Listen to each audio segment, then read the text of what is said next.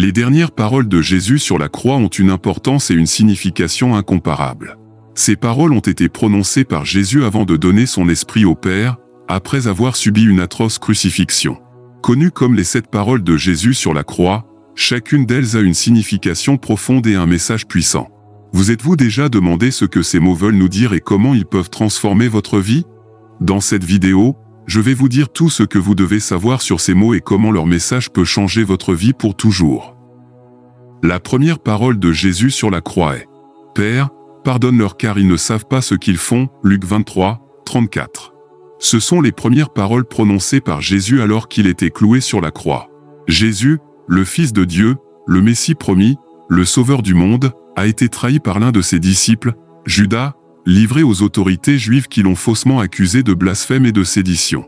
Il a été amené devant le gouverneur romain Pilate, qui l'a condamné à mort sous la pression de la foule criant « Crucifiez-le!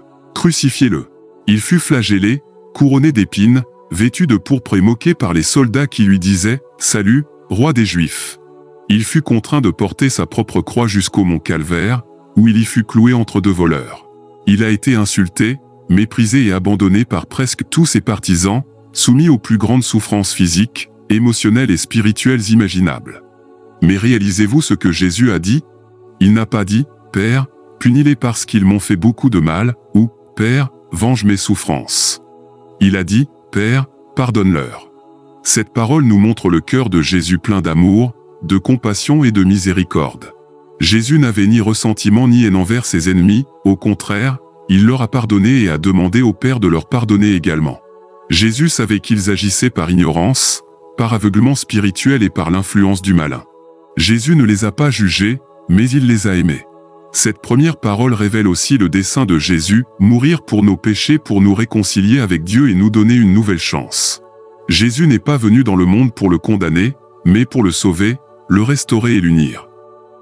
Il est venu donner sa vie pour nous afin que nous ayons la vie en lui. Cet exemple de Jésus nous apprend à pardonner comme il nous a pardonné, à aimer comme il nous a aimés et à bénir comme il nous a bénis. Jésus nous dit que si nous voulons être ses disciples, nous devons suivre ses traces, imiter son caractère et adopter son attitude. Si nous voulons être enfants de Dieu, nous devons pardonner à nos frères, prier pour nos ennemis et faire du bien à ceux qui nous font du mal. Que pensez-vous de cette première parole de Jésus? Cela ne vous fait-il pas penser à quel point il vous aime et vous pardonne? Ce n'est que le début.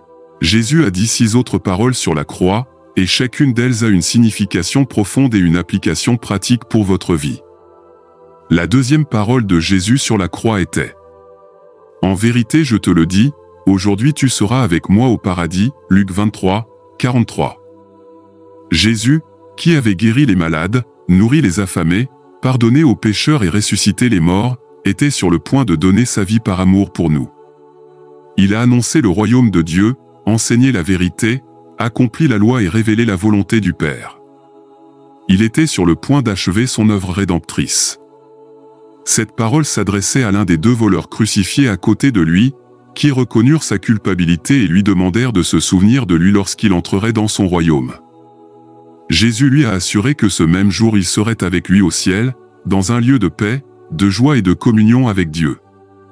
Cette parole nous montre le cœur de Jésus plein d'amour, de compassion et de miséricorde.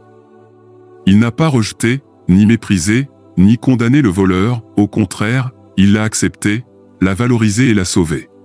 Jésus savait qu'il était pécheur, mais il savait aussi qu'il avait la foi, qu'il s'était repenti et qu'il le reconnaissait comme son Seigneur. Jésus ne l'a pas jugé pour son passé, mais il l'a aimé pour son présent.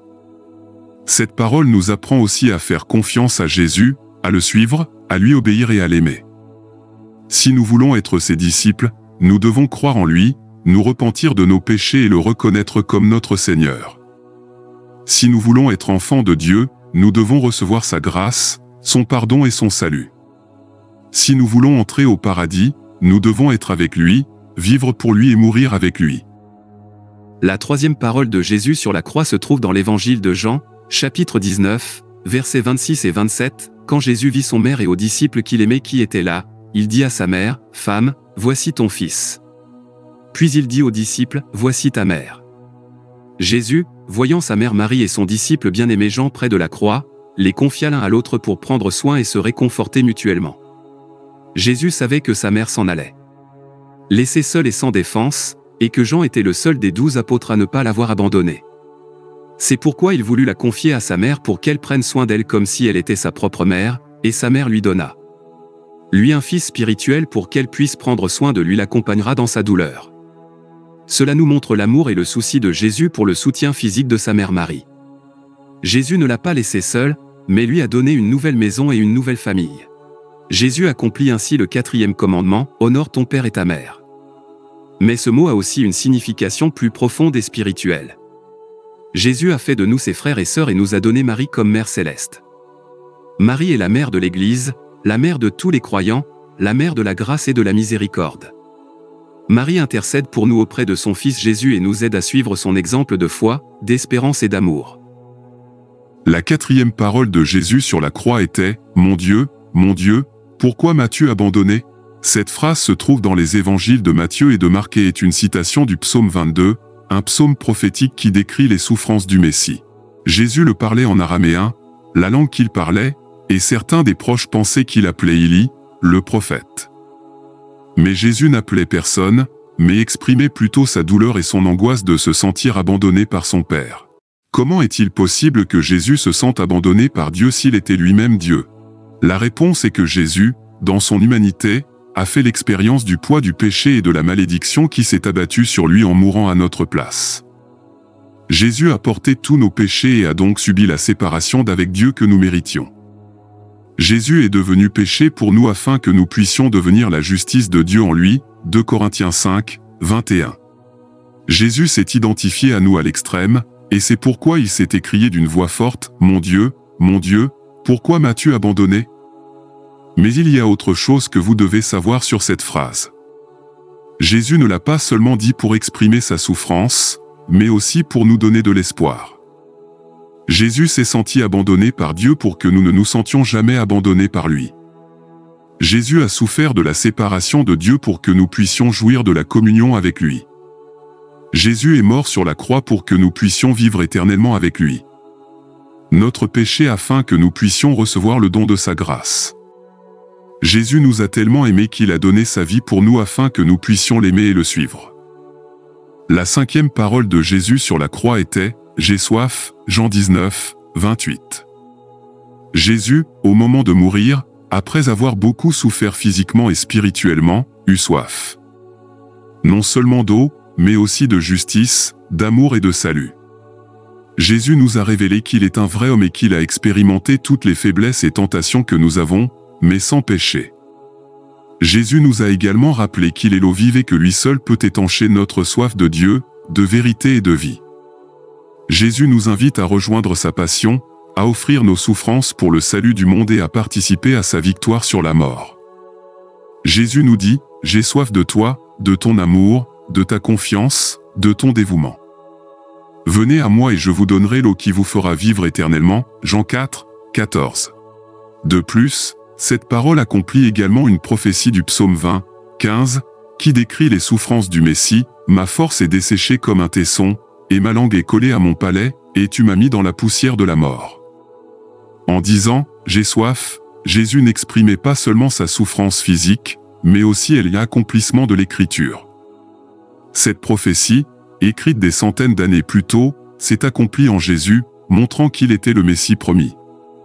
Cette parole nous invite à réfléchir sur l'humanité de Jésus, qui a souffert et est mort pour nous, et sur sa divinité, qui a réalisé toutes les prophéties et nous a offert le salut. La 6e parole de Jésus sur la croix fut « Tout est accompli » Jean 19, 33. Jésus, celui qui est venu au monde par amour pour le Père et pour nous, avait une mission très importante à accomplir. Jésus, celui qui avait été envoyé par Dieu pour être l'agneau qui enlève le péché du monde, a dû offrir sa vie en sacrifice pour nous. Jésus, celui qui avait été prophétisé par les anciens comme le serviteur souffrant, le Messie, le Rédempteur, a dû souffrir beaucoup de choses pour notre salut. En disant « Tout est accompli », Jésus déclare que tout est fait, que rien ne manque, que son œuvre est parfaite et complète.